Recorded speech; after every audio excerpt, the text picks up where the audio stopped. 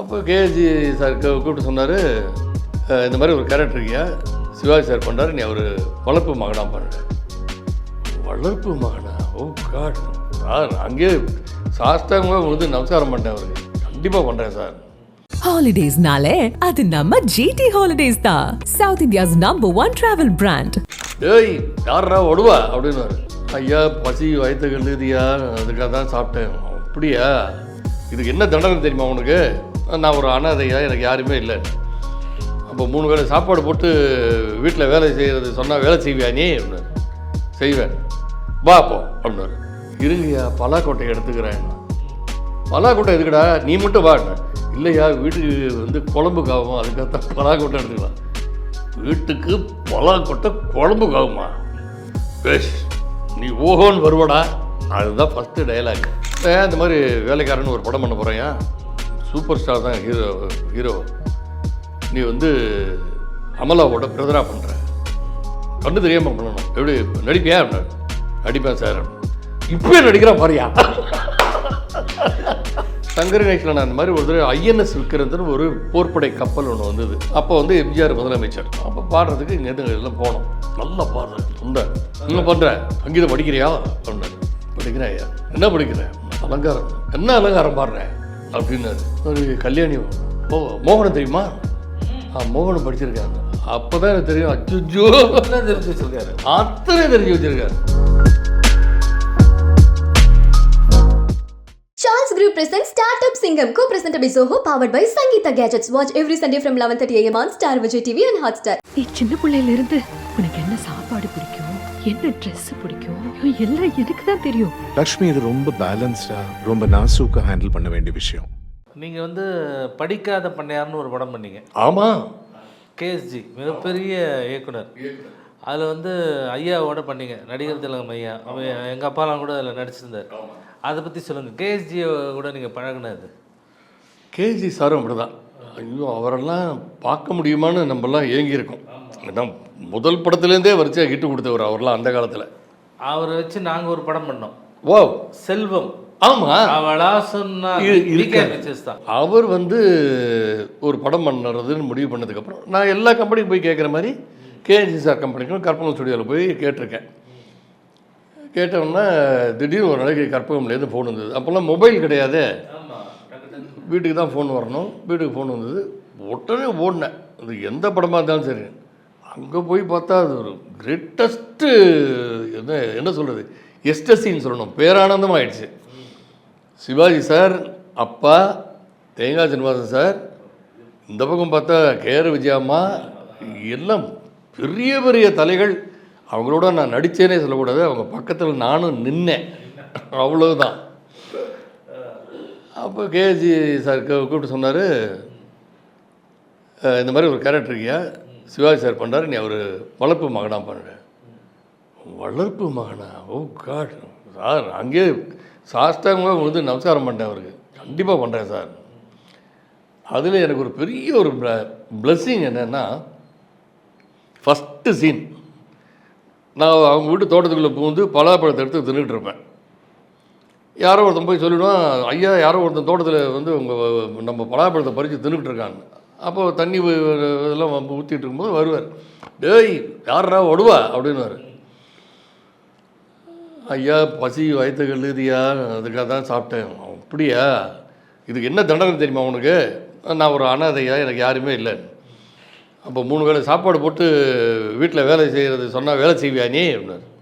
செய்வேன், வா அப்போ அப்படின்னாரு. இருங்கய்யா பலாக்கோட்டை எடுத்துக்கிறேன். பலாக்கோட்டை எதுக்குடா, நீ மட்டும் வா. இல்லையா வீட்டுக்கு வந்து குழம்புக்கு ஆகும், அதுக்காகத்தான் பலாக்கோட்டை எடுத்துக்கலாம். வீட்டுக்கு பலாக்கோட்டை குழம்புக்கு ஆகுமா? பேஷ், நீ ஓஹோன்னு வருவடா. அதுதான் ஃபஸ்ட்டு டைலாக். யாருக்கிட்டேருந்து? ஸோ நான் ஒருத்தரையுமே எழுதி வச்சுருப்பேன். கேஎஸ் கோபாலகிருஷ்ணன் போட்டு நடிப்பின் இமயமாம் நடிகர் திலகம் அவர்களுடன் என்னை பக்கத்தில் நிற்க வைத்த படம் படிக்காத பண்ணையார்னு எழுதி வச்சுருப்பேன். அதில் அப்பா, அடேங்க அப்பா, ஏன்னா அவர் வந்து எங்கள் அண்ணனோட ஆள். ஆமாம், அப்பா வந்து என்னோட அண்ணனோட ஆள். ஸோ எனக்கும் அவருக்குமான சீன்கள் நிறையா இருக்கும். 2-3 படம். இது வேலைக்காரன் கூட அப்பாவோட தான் பண்ணான். வேலைக்காரன் உளறான் அப்படின்ற ராஸ்கோலு. ஸோ அது இன்னும் இறைவனோட ஆசீர்வாதம் நிஜமா. பெரிய டைரக்டரோடலாம் நீங்கள் நடிச்சிருக்கீங்க. அப்புறம் வேலைக்காரனோட எஸ்பி முத்துராமன் சார் டைரக்ஷனில் நடிச்சிங்க. ஆமாம், சூப்பர் டூப்பர் ஹிட் படம் அது. ஆமாம். சூப்பர் ஸ்டாரோட படம். எங்கள் அப்பாலாம் அதில் இருந்தாங்க. அது எஸ்பி முத்துராமன் சாரை பற்றி. எஸ்பி முத்துராமன் அதான் சொன்னேனே, எனக்கு ஒரு நல்ல முகவரியை கொடுத்தது பாலச்சந்தர் சார். அப்படின்னா அந்த முகவரியிலேயே என்னை தங்க வச்சது எஸ்பி முத்துராமன் தான். அப்படி தான் சொல்லணும். ஏன்னா நீங்கள் 1000 படம் நடிங்க, ஒரே ஒரு படம் சூப்பர் ஸ்டாரோட நடிங்க, இல்லை கமல் சாரோட நடிங்க, அதுதான் பேசப்படும். ஸோ எனக்கு வேலைக்காரங்கிறது மறுபடியும் கவிதாலய ப்ரொடக்ஷன் தான். எனக்கு கவிதாலயிலேருந்து ஒரு அழைப்பு வந்தது. சார் உங்களை பார்க்கணும்னு சொல்கிறாரு, வாங்க போனேன். ஒரு படம் ஒன்று பண்ணுறோண்டா, எஸ்பிஎம் தான் டைரக்டரு, அதில் உனக்கு ஒரு கேரக்டர் இருக்குது, போய் எஸ்பிஎம் பாரு. நான் அப்போ அசோக் நகரில் தான் இருந்தேன். ஸோ எஸ்பிஎம் சார் ஆஃபீஸும் அசோக் நகரில் தான் இருந்தது.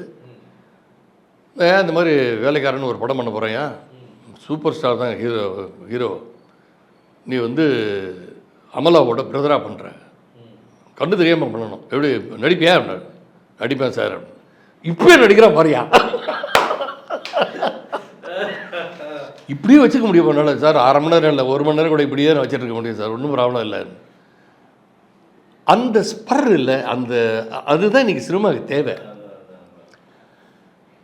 அது அவருக்கு ரொம்ப பிடிச்சி போச்சு. அது ஃபஸ்ட்டு டே ஷூட்டிங்லேருந்து லாஸ்ட் டே ஷூட்டிங் வரைக்கும் சூப்பர் ஸ்டாரோடையே தான் என்னோடய சீன் நிறைய மேக்ஸிமம் வரும், அப்பாவோட சீன் இருக்கும். அதனால் அந்த அன்பு அந்த நட்பு இன்னும் கொஞ்சம் எனக்கு க்ளோஸ் ஆகிறதுக்கு எனக்கு ரொம்ப சௌகரியமாக இருந்தது. அதுக்கப்புறம் பணக்காரன் அவரோட பண்ணிட்டேன், அதிசய பிரிவு அவரோட பண்ணிட்டேன், நிறைய படம் அவரோட நான் பண்ணிட்டேன். ஒரு 6-7 படம் பண்ணதுக்கப்புறம் பர்சனலாக தெரிஞ்சு போச்சு அவர். என்ன கோபி எப்படி இருக்கீங்க, நல்லா இருக்கீங்களா அப்படின்னு அவரே கேட்குற அளவுக்கு.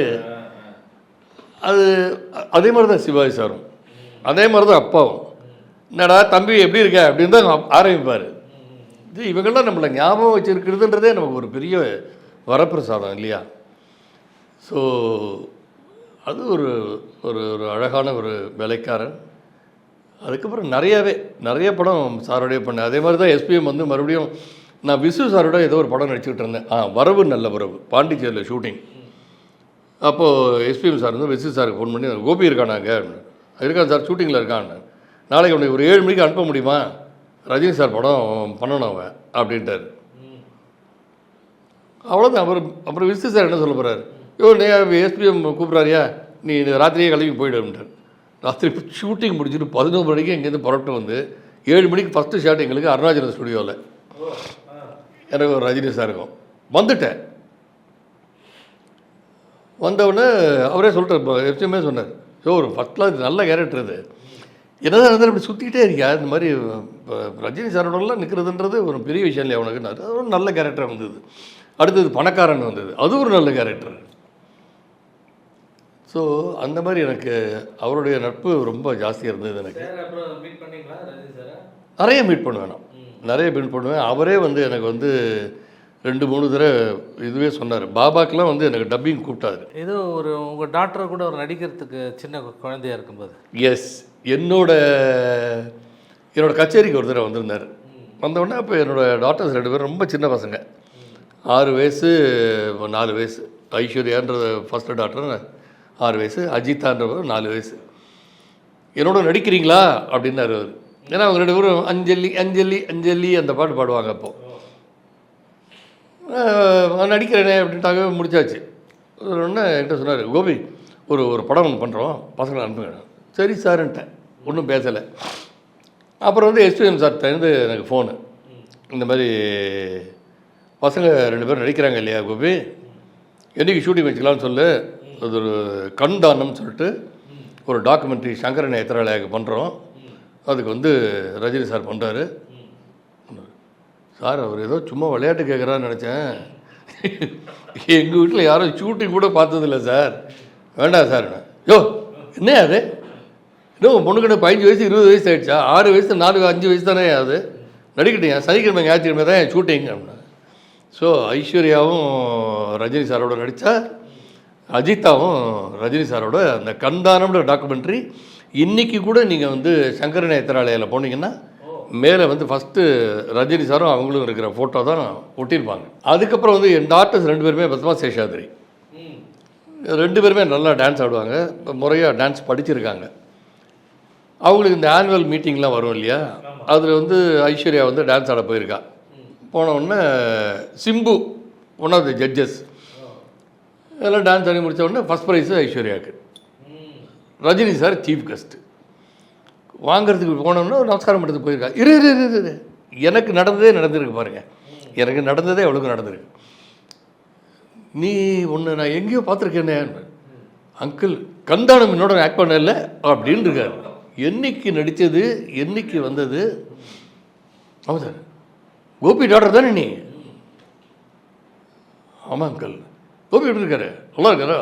வாங்க ஒரு நாள் வீடு வாங்க, சும்மா ஃபோன் பண்ணுவாங்க அப்படிங்கிட்டு அப்பா கிட்ட சொல்லு அப்படின்னு இருக்காரு. கீழே இறங்கி வந்தோடனே இவ பெரிய ரஜினிகாந்த் மாதிரி ஆகிட்டான். ஸ்டூடெண்ட்ஸ் எல்லாம் கூப்பிட்டு நடி பேசிட்டாரு சாரு, நடி பேசிட்டாரு, அது எனக்கு ரொம்ப நல்லா தெரியும்ப்பா, எங்கள் அப்பாவுக்கு ரொம்ப இல்லை அதெல்லாம் பண்ணிட்டு. இப்போ ரீசெண்டாக இந்த காப்பான்னு ஒரு படம் வந்திருக்கு. அந்த படத்துக்கு வந்து என்னோடய செகண்ட் டாக்டர் தான் வந்து அந்த ப்ரேயர் சாங் பாடியிருக்கான், ஸ்ரேஷ்டான்னு பேர். அப்போ வந்து என்னோடய செகண்ட் டாக்டர் போய் இதே மாதிரி பார்த்துருக்கா. வணக்கங்கள், ஏய் நீ உன் பேர் என்ன, அஜித்தா இல்லை? ஆமாம் அக்கல். கந்தானம் ஐஸ்வர்யா அதான் கோபி டாக்டர்ல நீங்கள் எப்படி இருக்காரப்பா, நல்லா இருக்காரா? ரொம்ப நாள் ஆச்சு, நான் உறவே பார்க்கவே மாட்டேங்கிறாரு, வர சொல்லுங்க அப்படின்னாரான். ஊசி ஒரு நாளைக்கு கிட்டத்தட்ட லட்சக்கணக்கான பேரை பார்க்குற ஒரு மனுஷன் நம்மளை பார்த்து, நம்ம குழந்தைங்களை பார்த்து இது பண்ணிக்கிறாரு. பெரிய பெரிய விஷயம் அது. எல்லா இடத்துலையுமே எனக்கு இப்போ என்னோடய ஃபஸ்ட்டு டாக்டரோட குழந்தைங்கள வந்து ரக்ஷான் பேர், அக்ஷயன் பேர், 2 பேர் ட்வின்ஸ் அவங்களுக்கு. ரக்ஷா வந்து ராமச்சந்திர மெடிக்கல் காலேஜில் படிக்கிறாள். அங்கே யாரோ ஆர்டிஸ்ட்லாம் இப்போ வந்திருக்காங்க, ஜெயம் ரவி இவங்க எல்லாம் அந்த காலேஜ் ஹாஸ்டல் டேக்கு. இவ போய் சொல்லியிருக்கா, அங்கிள் நான் வந்து கோபி சார் போனா, நீ கோபி சார் கிராண்ட் டாக்டரா, நீ இங்கே படிக்கிற, நீ இவ்வளோ பெரிய கிராண்ட் டாக்டர் இருக்காங்க அவருக்கு அவனு எல்லாம் அவங்கள்ட்ட பேசியிருக்காங்க. இது உடனே வந்து எங்கள் அப்பாஜி தெரியுங்கள, நாங்கள்லாம் பெரிய இடம் அப்படின்னு இவன் இங்கே சொல்லிகிட்டு இருக்கா, அங்கே அவன் அக்ஷய் சொல்லிகிட்டு இருக்கான். ஸோ நமக்கெல்லாம் வந்து சினிமாவில் இருக்கிறதுல ஒரு பெரிய ஒரு இது என்னென்னா, நான் கோயம்புத்தூருக்கு போயிருக்கும்போது இப்படி தான் ஆச்சு. நான் பக்கத்து கம்பார்ட்மெண்ட் நின்று ஏதோ பேசிக்கிட்டு இருக்கேன், யாரோ ஒருத்தர் அங்கேருந்து வந்து கோபி சார் அப்படின்னாங்க. நான் அப்படி திரும்பி பார்த்தேன், நான் சொல்லலடி அவர் தாண்டி அப்படின்னாங்க. சரி நம்மளை பார்த்துட்டு சொல்கிறாங்களுக்குன்னு பார்த்தேன். சார் நாங்கள் அந்த கம்பார்ட்மெண்ட்டுக்கு போகிறோம் சார், உங்கள் வாய்ஸ் கேட்டுச்சா, உங்கள் வாய்ஸ் யூனிக்காக இருக்கும் சார், கோபி சார் வாய்ஸ் மாதிரி இல்லை அப்படின்னு நான் கேட்டேன் அப்படின்னாரு.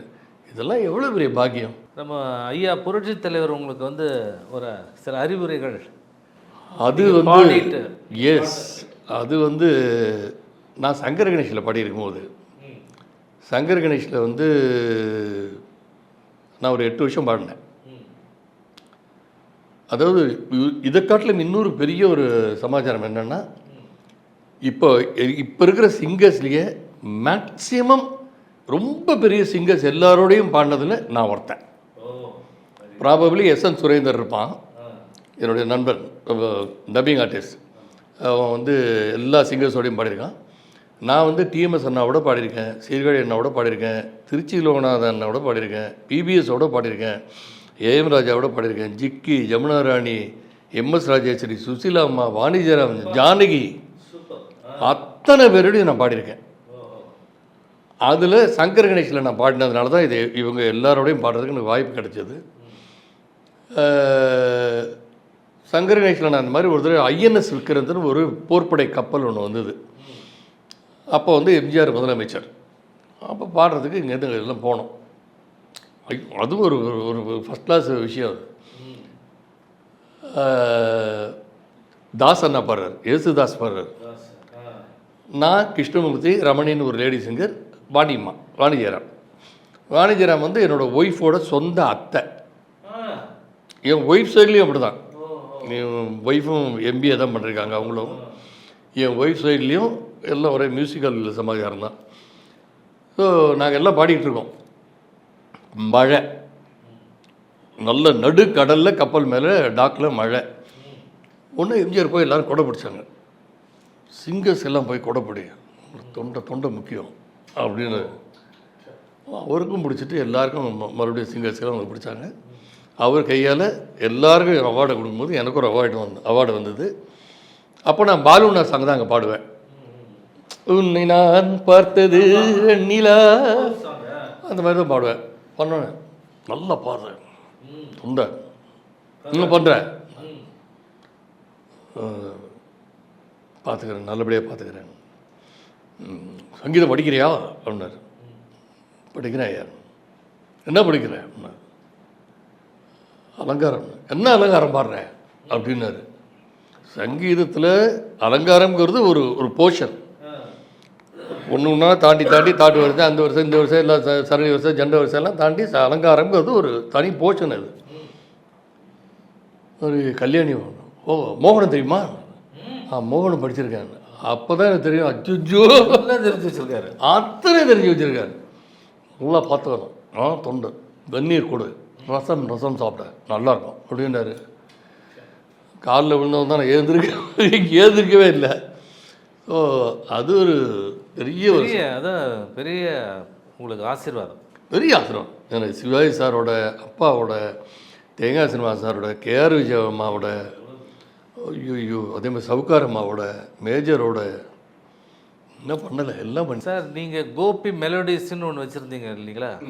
அதில் வந்து கலை விஞ்ஞானி கமல்ஹாசன் வந்து பாடுவாராமே. ஆமாம் ஆமாம்.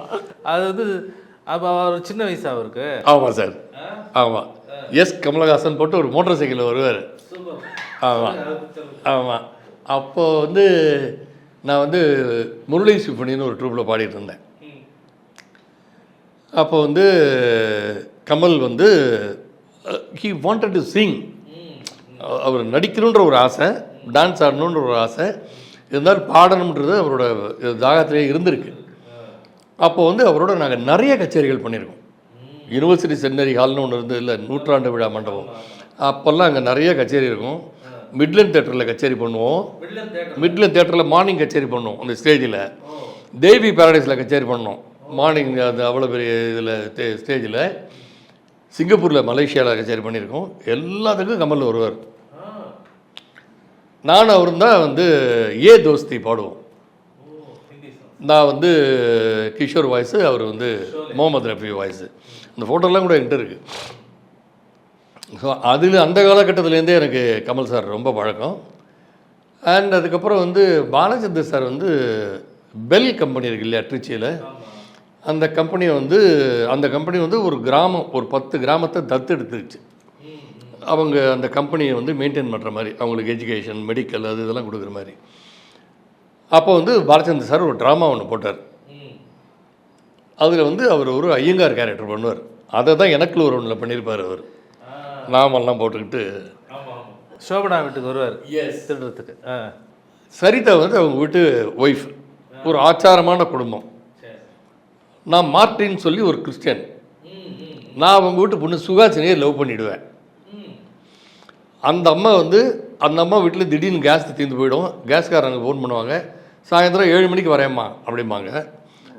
சுகாசினி வந்து என்கிட்ட சொல்லுவாங்க, எனக்கு இந்த வீட்டில் இருக்கிறது பிடிக்கல, நீங்கள் என்னை அழைச்சிட்டு போயிடுவேன்னு. சாயந்தரம் கரெக்டாக 7 மணிக்கு வரேன், அழைச்சிட்டு போயிடுறேன்னுவாங்க அப்படின்னு நான் சொல்லிவிடுவேன். இந்த மாதிரி ஒரு 5-6 இன்சிடென்சஸ் கரெக்டாக 7 மணிக்கு நடக்கும் ஸ்டேஜில். உடனே ஒரு அனௌன்ஸ்மெண்ட் வரும், கரண்ட்டு போனது வீட்டுக்கு மட்டும்தான், ஆடியன்ஸுக்கு இல்லை. இந்த கரண்ட்டு போன மாதிரியே அவங்க எல்லோரும் மற்றவர்கள் எல்லாம் நடிப்பாங்க அப்படின்னு சொல்லிவிடுவாங்க.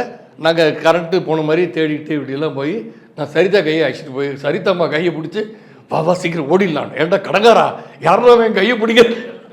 இந்த மாதிரி ஒரு காமெடி ஒரு பிளே, அந்த கரண்ட்டு போன ஒரு சுச்சுவேஷன் வச்சு அதில் கமல் சாரோட நான் ரொம்ப க்ளோஸாக போகிறதுக்கு எனக்கு நிறைய வாய்ப்பு கிடைச்சிது. கச்சேரி போது நாங்கள்லாம் என்னமோ நிறைய ட்ரெயின்லலாம் ஒன்றா போவோம். கூத்தடிச்சுக்கிட்டே போவோம். பாம்பேக்கெல்லாம் சார் அப்புறம் பார்க்கல நீங்கள்? பார்ப்பேன் சார். நான் அப்பப்போ சாரை பார்ப்பேன். ஒரு ஹலோ வணக்கம் சொல்லுவேன்.